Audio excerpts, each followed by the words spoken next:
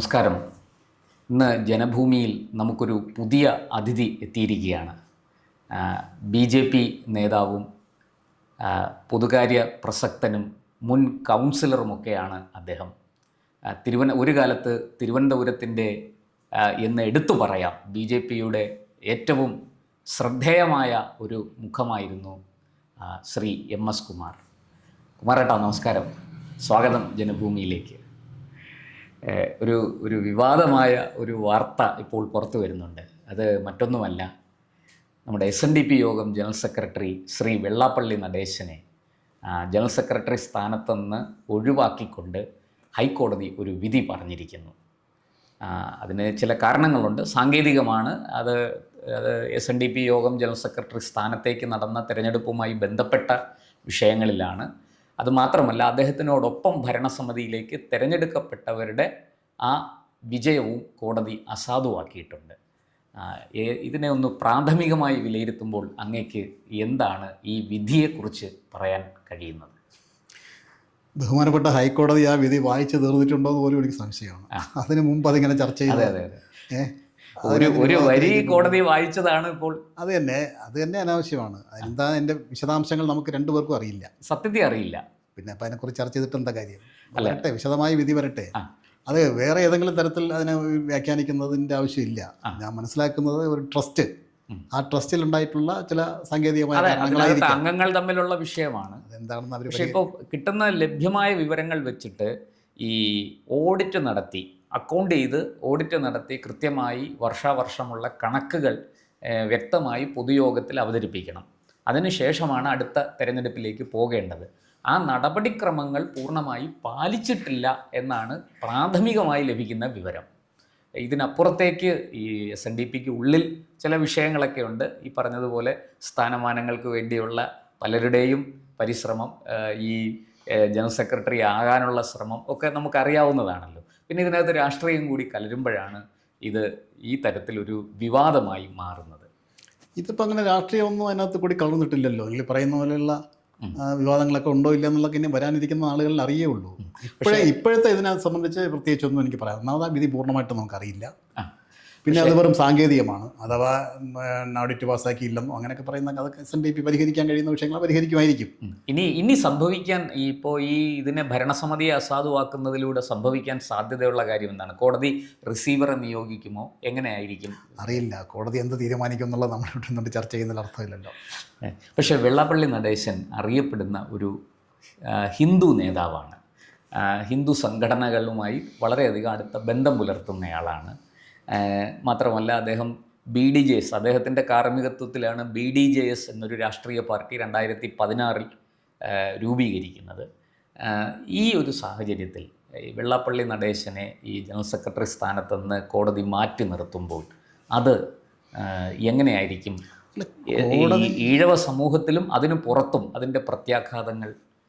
കോടതി വിധിയില്ലേ, അതിനെ നമ്മൾ വേറെ വിധത്തിൽ കാണേണ്ട കാര്യമില്ലല്ലോ. ഇത് ഹിന്ദു സമൂഹ നേതാവായതുകൊണ്ടാണ് കോടതി വിധിക്കുന്നത്, അതൊന്നുമല്ല. അതിനകത്തുണ്ടായിട്ടുള്ള സാങ്കേതികമായ പ്രശ്നങ്ങളും കണക്ക് കൃത്യമായി അങ്ങനത്തൊക്കെ ആയിരിക്കാം. അതൊക്കെയാണെന്നാണ് ഇപ്പം പ്രശാന്ത് പറഞ്ഞതിലൊന്നും ഞാൻ മനസ്സിലാക്കുന്നത്. ഞാൻ ആ വിധി ചാനലുകളിൽ പോലും കണ്ടില്ല. വന്ന് കയറിയപ്പോഴും കണ്ടതല്ലോ. അതുകൊണ്ട് എന്തെങ്കിലും ഉണ്ടെങ്കിൽ തന്നെ അത് പരിഹരിക്കാൻ കഴിയുന്ന വിഷയങ്ങളാണെന്നാണ് ഞാൻ മനസ്സിലാക്കുന്നത്. അതുകൊണ്ട് ഈ SNDPക്കാർക്കിടയിൽ വെള്ളാപ്പള്ളി നടേശൻ്റെ സ്വാധീനമൊന്നും നഷ്ടപ്പെടില്ല. അങ്ങനെയൊന്നും ഒരു കോടതി വിധി വരുമ്പോൾ അതിനെ അതിജീവിക്കാനുള്ള മാർഗ്ഗങ്ങളും കാണുമല്ലോ. കോടതി പറഞ്ഞത് സത്യസന്ധവും പാലിക്കപ്പെടേണ്ടതാണെങ്കിൽ അത് ചെയ്യും. കോടതി വിരുദ്ധനൊന്നും അല്ലല്ലോ ഇവരൊന്നും. അതനുസരിച്ചിട്ട് മുന്നോട്ട് പോകും. അതുകൊണ്ട് ഇപ്പം വേറെ പ്രത്യേകിച്ച് അദ്ദേഹത്തെക്കുറിച്ച് അദ്ദേഹം അപ്പീൽ പോകാനുള്ള എല്ലാ സാധ്യതയും അതൊക്കെ പോട്ടെ, അതൊരു വിവാദമാക്കേണ്ട കാര്യമില്ല. പക്ഷേ ഈ പറഞ്ഞതുപോലെ ഇപ്പോൾ ഈ വെള്ളാപ്പള്ളി നടേശൻ്റെ സത്യത്തിൽ അദ്ദേഹത്തിൻ്റെ ചോരയ്ക്ക് വേണ്ടി ദാഹിക്കുന്ന ഒരുപാട് ആൾക്കാർ ഇന്ന് പല രാഷ്ട്രീയ എല്ലാ പ്രസ്ഥാനങ്ങളിലും അതിനകത്ത് ഉൾപാർട്ടി സമരങ്ങളുണ്ടല്ലോ, എല്ലാ സംഘടനകൾക്കകത്തുമുണ്ട്. ഇപ്പോൾ SNDPയുടെ മാത്രമല്ലല്ലോ, എല്ലാ പ്രസ്ഥാനങ്ങളിലും ചെറുതും വലുതുമായ എല്ലാ പ്രസ്ഥാനങ്ങളിലും ഉണ്ട്. അത് രാഷ്ട്രീയവും രാഷ്ട്രീയേതരവുമായ പ്രസ്ഥാനങ്ങളിലും ഉണ്ടാകുന്നത്. അതൊരു ജനാധിപത്യ സംസ്കാരമുള്ള രാജ്യത്ത് അതെല്ലാം ഉണ്ടാവും. പക്ഷെ നമ്മൾ ഈ കഴിഞ്ഞ കുറച്ച് കാലങ്ങളായിട്ട് ജമാഅത്ത് ഇസ്ലാമിക്കെതിരെ, അതുപോലെ മലബാറിൽ ഈഴവ സമൂഹം അനുഭവിക്കുന്ന അവഗണനയ്ക്കെതിരെ ഒക്കെ വളരെ ശക്തമായി അതിരൂക്ഷമായ ഭാഷയിൽ പ്രതികരിച്ചു കൊണ്ടിരിക്കുന്ന ഒരാളാണ് ശ്രീ വെള്ളാപ്പള്ളി നടേശൻ. മാത്രമല്ല നമുക്കറിയാം അദ്ദേഹം ഇപ്പോഴത്തെ പ്രതിപക്ഷ നേതാവ് വി ഡി സതീശനെതിരെ ആഞ്ഞടിച്ചത് ഒക്കെ നമ്മൾ കണ്ടതും കേട്ടതുമാണ്. ഈ ഒരു സാഹചര്യത്തിൽ രാഷ്ട്രീയമായി ഈ വിധിക്ക് എന്ത് പ്രസക്തിയുണ്ട്? അതൊന്നും വിലയിരുത്താറായിട്ടില്ല. വിധി പൂർണ്ണമായിട്ടും വരുന്നതിന് മുമ്പേ അത് എന്താണെന്ന് പറയുന്നതിൽ തന്നെ അർത്ഥമില്ല. പിന്നെ അദ്ദേഹം SNDP നേതാവ് എന്നുള്ള നിലയ്ക്ക് മലബാറിലെ അദ്ദേഹത്തിൻ്റെ വിഭാഗത്തിൽപ്പെടുന്ന ജനങ്ങൾ അനുഭവിക്കുന്ന പ്രശ്നങ്ങളെക്കുറിച്ച് പറയാമല്ലോ, പറയുന്നതിൽ എന്താ തെറ്റ്? പക്ഷെ അത് മറ്റ് മതസ്ഥരെ വ്രണപ്പെടുത്തും മതത്തിലാകരുതെന്ന് മാത്രമേ ഉള്ളൂ. അല്ല, അത് അദ്ദേഹം പറയുന്നുണ്ട്. ഞാൻ മറ്റുള്ളവരെ കുറ്റം പറയാനോ അവരെ ഇകഴ്ത്താനോ ഞാൻ ശ്രമിച്ചിട്ടില്ല. ഞാൻ യാഥാർത്ഥ്യം പറയുമ്പോൾ എന്നെ മുസ്ലിം വിരുദ്ധനായി ചിത്രീകരിക്കുന്നു എന്നാണ് അദ്ദേഹത്തിൻ്റെ പ്രധാനപ്പെട്ട പരാതി. അതിൽ കുറേയൊക്കെ വാസ്തവങ്ങളുണ്ട്, നമ്മുടെ മാധ്യമങ്ങൾക്കും അതിലൊരു പങ്കുണ്ട്. എങ്കിലും ഈ ഇപ്പോഴത്തെ ഈ രാഷ്ട്രീയ സാഹചര്യത്തിൽ ഒന്നാമത് തെരഞ്ഞെടുപ്പ് കൂടെ ഇനി വളരെ അടുത്തെത്തി നിൽക്കുകയാണ്. നോട്ടിഫിക്കേഷൻ ഏതാനും ദിവസങ്ങൾക്കുള്ളിൽ വരും എന്നാണ് എല്ലാവരും പ്രതീക്ഷിക്കുന്നത്. ആ സാഹചര്യത്തിലാണ് മാധ്യമങ്ങളൊക്കെ പറയുന്നത് കനത്ത തിരിച്ചടി എന്നൊക്കെയാണ് പറയുന്നത്. അങ്ങേക്ക് എന്ത് സ്ഥിരം വാക്യങ്ങളുണ്ടല്ലോ. ഇപ്പോൾ ഈ സർക്കാരിനെതിരെ ചില നടപടികൾ കോടതി അഭിപ്രായങ്ങൾ പറഞ്ഞില്ലേ, അതൊക്കെ കോടതിയുടെ സത്യസന്ധവും നിഷ്പക്ഷവുമായ വിലയിരുത്തലുകളാണ്. അതിനെ വേറൊരു തരത്തിൽ കോടതിയുടെ നിരീക്ഷണങ്ങളാണ്, കോടതി നിരീക്ഷണങ്ങളും അതനുസരിച്ചുള്ള വിധി അതനുസരിച്ച് കോടതി അഭിപ്രായം അത് ഉൾക്കൊള്ളാനും അത് മനസ്സിലാക്കാനും വകതിരിവുള്ള ജനങ്ങളാണ് കേരളത്തിലുള്ളത്. അത് ഏതെങ്കിലും രാഷ്ട്രീയ പകയാണെന്നോ അല്ലെങ്കിൽ സാമുദായിക പകയാണെന്നോ കരുതാൻ യാതൊരു ന്യായവും സാധ്യതയില്ല. വെള്ളാപ്പള്ളി നടേശനെ എതിർക്കേണ്ട ഒരുപാട് കാരണങ്ങളുള്ളവർ അതത്തെ തീർത്തുകൊണ്ടിരിക്കും, കോടതി വിധി ഉണ്ടായാലും ഇല്ലെങ്കിലും. പക്ഷേ ഇതുമായിട്ട് അതിനെയൊന്നും ബന്ധപ്പെടുത്തേണ്ട ആവശ്യമില്ല. പക്ഷേ ഈ ഒരു കോടതി വിധിയുടെ പശ്ചാത്തലത്തിൽ അദ്ദേഹത്തിനെതിരെ ആക്രമണത്തിൻ്റെ മൂർച്ച കൂട്ടാൻ സാധ്യതയുണ്ടോ? എനിക്കറിയില്ല. രാഷ്ട്രീയമായിട്ട് പലർക്കും താല്പര്യങ്ങളുണ്ടാവും, അതൊക്കെ അവർ ഉപയോഗിക്കുകയും ചെയ്യും. എങ്കിലും ഞാൻ ഈ നേരത്തെ പറഞ്ഞു വന്നതിൻ്റെ തുടർച്ചയാണ്. ഈ മാധ്യമങ്ങൾ വലിയ രീതിയിൽ വെള്ളാപ്പള്ളി നടേശന് പുറകെ, സത്യത്തിൽ ഒരു തരത്തിൽ പറഞ്ഞാൽ ഒരു വേട്ടയാടലാണ്. ആ രീതിയിൽ അദ്ദേഹത്തിനെ ഒളിഞ്ഞും തെളിഞ്ഞും കിട്ടിയ അവസരങ്ങളിലെല്ലാം ഉപദ്രവിക്കാൻ ശ്രമിച്ചിട്ടുണ്ട്. അതുകൊണ്ട് കൂടിയാണ് ഞാൻ ഇങ്ങനെ ഒരു ചോദ്യം. അതായത് നിങ്ങളടക്കമുള്ള മാധ്യമങ്ങൾ ഇത്തരം കാര്യങ്ങൾ പുനഃപരിശോധിക്കണം. ഒരു ഇരയെ കിട്ടിയാൽ അതിൻ്റെ സത്യാവസ്ഥ അറിയുന്നതിന് മുമ്പ് അല്ലെങ്കിൽ അതിൻ്റെ രണ്ട് വശങ്ങളും വിലയിരുത്തുന്നതിന് മുമ്പ് കടന്നാക്രമണം നടത്തുന്ന രീതി അത് ആശാസ്യമാണോ, അതൊരു പുതിയ ജനാധിപത്യ ശൈലിക്ക് യോജിച്ചതാണോ, മാധ്യമ മര്യാദയാണോ എന്നുള്ളതൊക്കെ അത്തരം കാര്യങ്ങൾ കൈകാര്യം ചെയ്യുന്ന മാധ്യമങ്ങൾ ആലോചിക്കണം, താങ്കളടക്കം. ഞാൻ ഈ കാര്യത്തിൽ നിരപരാധിയാണ്. അല്ല, ഈ കാര്യത്തിൽ നിരപരാധിയായിരിക്കും. മറ്റ് പല കാര്യങ്ങളിലും നിങ്ങളൊക്കെ സ്വീകരിക്കുന്ന ഒരു സമീപനം ഉണ്ടല്ലോ, മുൻവിധിയോടുകൂടിയുള്ള ഒരു അപ്രോച്ച്, അതനുസരിച്ചുള്ള അതൊക്കെ ഒഴിവാക്കപ്പെടേണ്ടതാണ്. അത് മാധ്യമങ്ങളാണ് തീരുമാനിക്കേണ്ടത്. അല്ല, അത് നമ്മുടെ ഇപ്പോഴത്തെ ദൃശ്യമാധ്യമ സംസ്കാരം ഈ ഒരു പിടിവിട്ടുപോയ അവസ്ഥയിലാണ്. ഞാനത് അങ്ങയോട് ഞാനും യോജിക്കുന്നു. കുറെ കൂടി പക്വതയും ക്ഷമയും പാകതയും ഒക്കെ കാണിക്കേണ്ടതാണ്. അങ്ങനെ സംഭവിക്കുന്നില്ല. എല്ലാവർക്കും ഈ വിവാദങ്ങളാണ് ആവശ്യം, എല്ലാവർക്കും റേറ്റിംഗ് ആണ് പ്രശ്നം. അപ്പോൾ ഇപ്പോൾ വെള്ളാപ്പള്ളി, ഞാൻ ഒരു ചെറിയ ഉദാഹരണം പറയാം. വെള്ളാപ്പള്ളി നടേശനെ ഈ ജനറൽ സെക്രട്ടറി സ്ഥാനത്തുനിന്ന് ഒഴിവാക്കി എന്ന വാർത്ത ഏഷ്യാനെറ്റ് അടക്കമുള്ള ചാനലുകളിൽ വരുമ്പോൾ ഞാൻ അവയുടെ യൂട്യൂബ് ഇത് ശ്രദ്ധിക്കുകയായിരുന്നു. പിന്നെ 6 മിനിറ്റ് കൊണ്ടാണത് 1250 പേര് കണ്ടിരിക്കുന്നത്. അതൊരു ഇത്തരം ഒരു ഷോക്കിംഗ് ന്യൂസ് ആയതുകൊണ്ട് എല്ലാവരും ശ്രദ്ധിക്കും, അതിനപ്പുറമൊന്നുമില്ല. ഈ ചാനലുകൾ ഈ പറയുന്നത് കാണുകയും കേൾക്കുകയും ചെയ്യുന്നവരെല്ലാം ചാനലുകൾ പറയുന്ന അഭിപ്രായത്തോട് 100% യോജിക്കുന്നവരാണെന്ന് കരുതരുത്. അതിനപ്പുറം ചിന്തിക്കുന്നവരാണ് ജനങ്ങൾ. അവർ കാണുന്നുണ്ടെന്നുള്ള സത്യമാണ്, പക്ഷെ അതിനപ്പുറം. അങ്ങനെയാണെങ്കിൽ ചാനൽ എത്രമാത്രം അറ്റാക്ക് ചെയ്യപ്പെട്ടുള്ളതാണ് നമ്മൾ നരേന്ദ്രമോദിയൊക്കെ ഒരു കാലത്തും ഇപ്പോഴും. അതുകൊണ്ട് അദ്ദേഹത്തിൻ്റെ ജനപ്രീതിക്ക് 20 വർഷത്തിലധികമായിട്ട് നിരന്തരം ആക്രമിക്കപ്പെടുന്ന വേറൊരു നേതാവ് ഇന്ത്യയിൽ ഉണ്ടായിട്ടുണ്ടെന്നോ ഇപ്പോഴുണ്ടെന്നോ തോന്നുന്നില്ല. തീർച്ചയായും. പക്ഷേ അദ്ദേഹത്തിൻ്റെ ജനപ്രീതിക്ക് ഒരു കുറവും വന്നിട്ടില്ല. സെൻറ്റിമീറ്റർ. അതുകൊണ്ട് മാധ്യമങ്ങൾ അവരുടെ ജോലി ചെയ്യുന്നു. അത് മര്യാദയ്ക്കാണോ ചെയ്യുന്നത് എന്നുള്ളത് പുനഃപരിശോധിക്കേണ്ടത് മാധ്യമങ്ങളാണ്.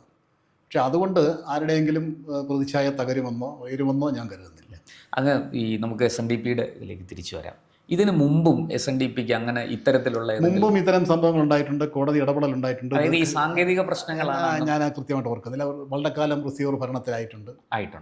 ഈ SNDPക്ക് ഉള്ളിൽ, ഇപ്പോൾ SNDP പോലെ നിരവധി സംഘടനകളുണ്ട്. പല സംഘടനകൾക്കും ഉള്ളിൽ ഇത്തരത്തിൽ ചില അധികാരത്തിന് വേണ്ടുന്ന മാധ്യമങ്ങൾ വായിച്ചുള്ള അറിവേ നമുക്കുള്ളൂ. എത്രമാത്രം സത്യം ഉണ്ടെന്നുള്ളതൊന്നും എനിക്കറിയില്ല.